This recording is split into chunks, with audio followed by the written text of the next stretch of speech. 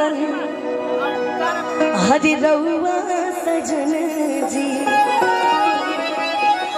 कि प्रीतिया के रंग में रंगायल बाटे मान जी कि प्रीतिया के रंग में रंगायल बाटे मान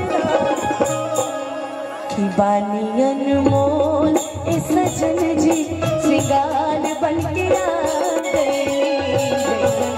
सोचल रहे हम वही सखी रे बड़ पा गए सावली सुरतिया मोहनी मुरतिया बड़ा निक लगे उनकर मीठी मीठी बतिया मुस्की पे राजा के लोभा गई मुस्की पे राजा के लोभा गई। कहते हैं ना कि अगर इश्क करना हो तो सांवले रंग से करना, क्योंकि कहा गया है गुड़िया चांद के अजोरिया नियन गोर बाड़ू हो तहर जोड़ कोनो नहीं के तू बेजोड़ बाड़ू हो। और जबन बात बा समरको में वो गोर का करी आ जबन कहती है अनहार वो अजोर का करी। वो सही बात कि सांवली सूरतिया मोहनी मूर्तिया प्यार इश्क करना हो तो सांवले रंग से करो, क्योंकि गोरे आजादी से पहले भी बेवफा थे, आजादी के बाद भी बेवफा।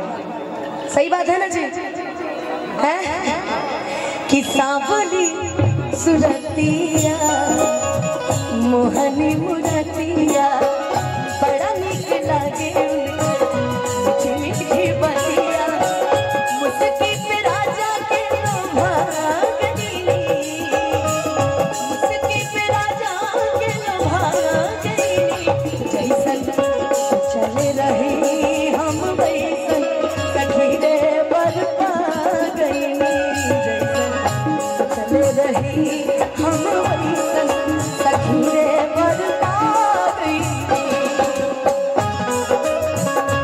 तुमको चाहेंगे बातें जो किए वो निभाएंगे सनम हर जन्म का ये इकरार है हमको तुमसे प्यार है हमको तुमसे प्यार है हमको तुमसे प्यार है हमको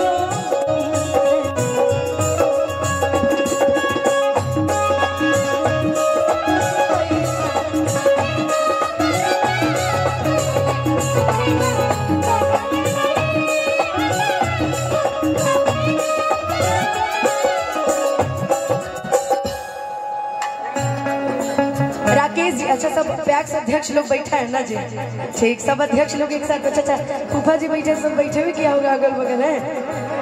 आज सुबह तक कार्यक्रम मत कराइएगा, बड़ी बवाल हो गया था इस कार्यक्रम में, वही हमको यादें आ रहा है आज है जी। राकेश भैया की तरफ से बहुत बहुत आशीर्वाद पुरस्कार। आइए हो काते हम जादू मैसन रउआ सजन जी प्रीतिया के रंग में रंगायल बाटे मान जी ओ काते हम जादू मैसन रउआ सजन जी प्रीतिया के रंग में रंगायल बाटे मान जी प्रीतिया के रंग में रंगायल बाटे मान। अच्छा बोलू, जितने पैक्स अध्यक्ष बैठे हैं ना सबका रंग देखना, कोई गोरा नहीं है, सब सामने। कहते हैं ना गोरे पहले बेवफा थे, अभी भी सांवलों को देखो पैसा भी कमा रहे हैं, प्यार मोहब्बत भी कर रहे हैं और अपनी जिंदगी में खुश भी है। क्या सही है ना? ये जितने सांवले रंग वाले हैं, अरे गर्व होना चाहिए यार, हम सांवले हैं। जबन बात बासवर को मैं को का करी जबन बात बासवर को मैं को का करी जबन का दी अना मजोर का करी जबन का दी अना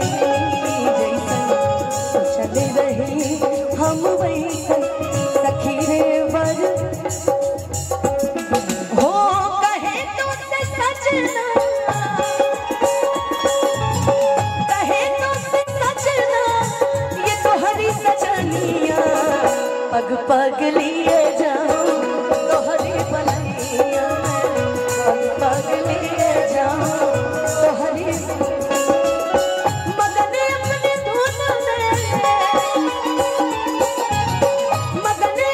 धुन में रहे मोर सैया पग पगलिए जाऊं तोहरी बनैया पग पगलिए जाऊं तोहरी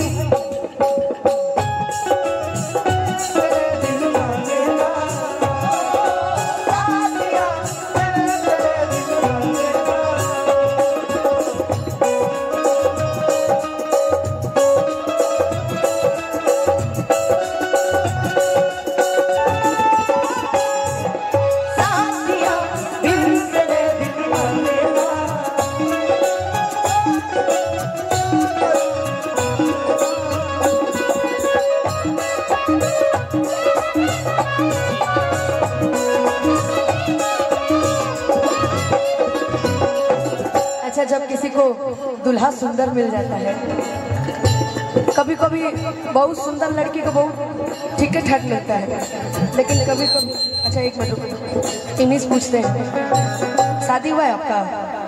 नहीं हुआ है, तब आप किसी काम के नहीं हैं। धन्यवाद। कौन यादव? धनंजय यादव।